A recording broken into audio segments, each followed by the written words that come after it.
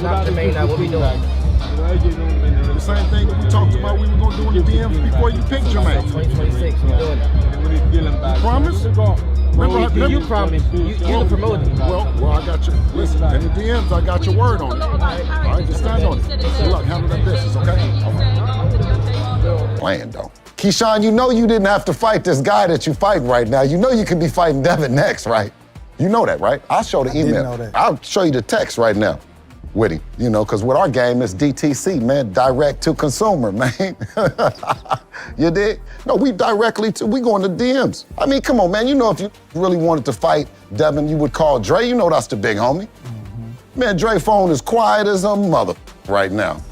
I'm gonna whoop your ass, so-called Debo. You know what happened to Debo at the end of the movie? He got hit with a brick. Debo might get hit with a brick. Talk some Latins and Spanish people. Nah, don't pick on them. Pick on me.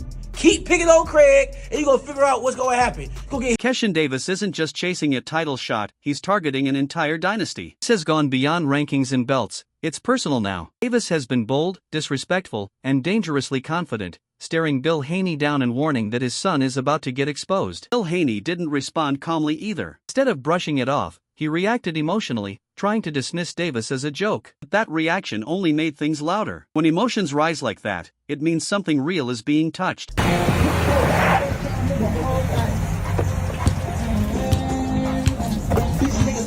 where the hell Debo at? Talk all that shit, man. Where Devin? Where Debo at? So-called Debo. Where Devin at? Where Debo? You ain't see him? Nigga hot, man. Debo! Hey, Debo! Where the hell you at, man?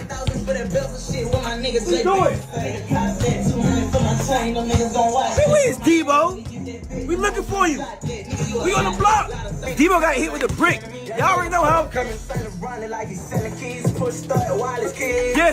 Debo, where you at? He's scared of this brick. Keyshawn Davis didn't just win his last fight, he made a statement. Facing Jermaine Ortiz, a fighter who had previously pushed elite names to their limits, Davis didn't leave it to the judges. He stopped him in the 12th round, turning a competitive matchup into a defining career moment. That victory instantly elevated him from prospect to real contender. The hype suddenly became reality. And when the microphone came his way, Davis didn't hesitate. Instead of playing it safe, he demanded Devin Haney directly. It was bold, calculated, and perfect.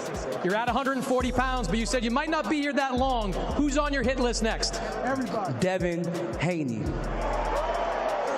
Why is that the fight for you? His father in my DMs keeps screenshotting stuff that we saying. I don't know what he's screenshotting it for, but Devin Haney definitely on my hit list, and we making that happen 2026. Congratulations. Usually, when a champion gets called out, the response is calm and confident. But Bill Haney chose a different route. He fired back aggressively, dismissing Keyshawn as entertainment rather than competition. He grouped him with other outspoken fighters, suggesting they care more about money than legacy. However, the intensity of his reaction raised eyebrows. Instead of making Davis look small, it made the situation bigger. Fans started questioning why so much energy was being spent talking him down. If Davis isn't a threat, then signing the contract should be simple. It's funny how the Latino men turn into comedians when Debo come around. Like, none of them are tough. The one and only, I think, tough guy, and then he was on the Ostrain, and then the other one was on the Ostrain, and I'm like, where's the tough Ricans at? Garcia's Mexican, Subriel is Puerto Rican, and he was also on Ostrain. Hispanic men, Rolly turned into a comedian, a Cuban comic, Tio turned into an Ecuadorian comic. No, Honduran comic, Ryan Garcia, Mexican comic, Puerto Rican. So now, Xander Zayas is a Puerto Rican comic. It's more blacks that's riding with the comics than is there people that's riding with the comedy. Where Bad Bunny has said represent the culture, it didn't represent comedy. They were boxing. That represents boxing. The comedy is over here. I don't know a particular part of the Super Bowl that I seen him show. The feud truly went viral when Bill Haney compared Devin to Debo, the intimidating bully from the movie Friday. The message was clear: Devin runs the division and no one can touch him. But Keyshawn flipped that narrative instantly. He embraced the underdog role and reminded everyone how that story ends: Debo gets hit with a brick. It was clever, sharp trash talk that turned confidence into vulnerability. Social media exploded with the comparison, and suddenly the storyline shifted. Instead of Devin looking untouched, I'm gonna whoop your ass, so-called Debo. You know what happened to Debo at the end of the movie? Huh? He got hit with a brick. Huh? Debo might get hit with a brick.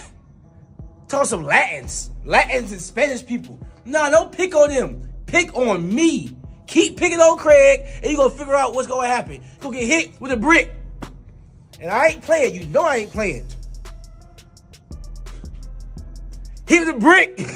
Hit. Belt, nigga. So organic, so genuine. Pick on me. I want you to pick on me. Tell Debo come this way. What you talking about?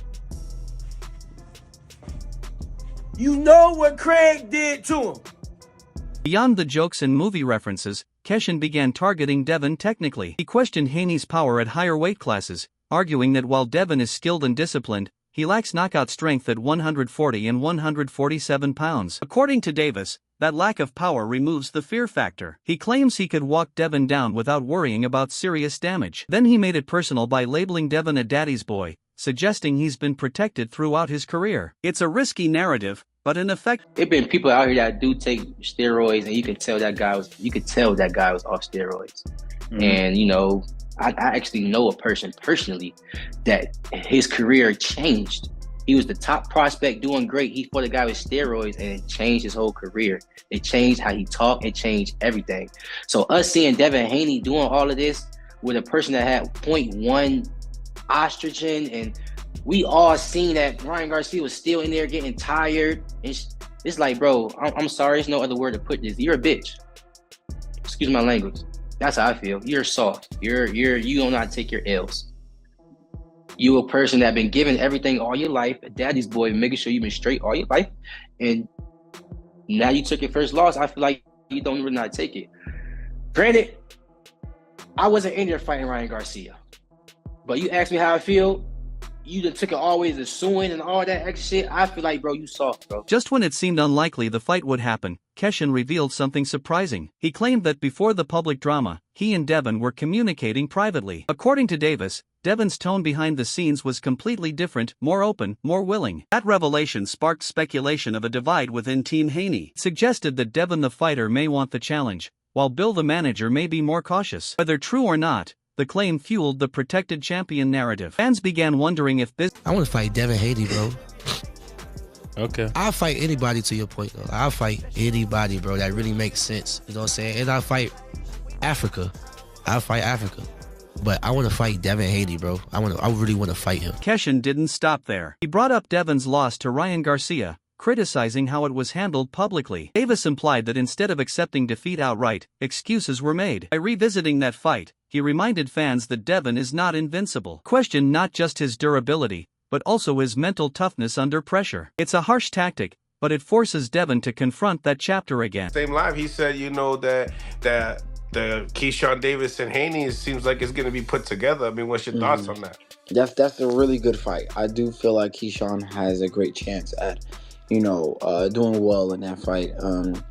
I think that Devin has the experience on his side, but Keyshawn has a lot of tricks up his sleeve, and he's looking strong. He's looking really strong his last few fights. And he made a point, I think, in his post-fight interview, like, a lot of people not giving him credit for his last few wins. Like, he's been stopping guys that's never been stopped.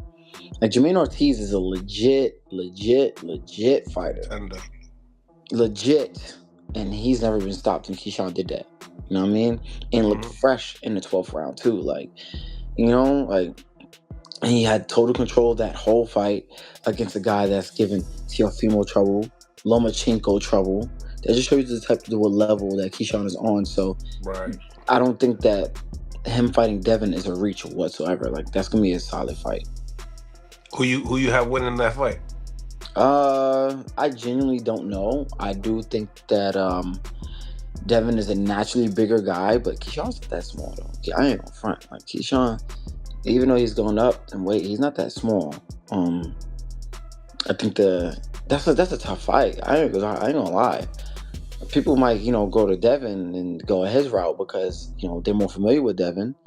And, he's as big as he is as a fighter. But That's a 50-50 fight in terms of experience and who got the deeper bag. I think naturally Keyshawn has the deeper bag, though. I think it's just more so like, I think he's more athletically talented than Devin. I think if I go in there and knock people out like I'm saying I'm doing, I'm gonna get there. I mean, it's all God's time, and God got a real plan for me in this sport, you know. So I can't go off a man's or a woman's judgment. I just can't. God is you know, He have the ultimate answer. So each fight is gonna be strategic.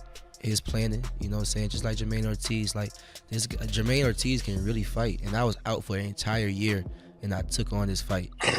You know what I'm saying? So, and I stopped him.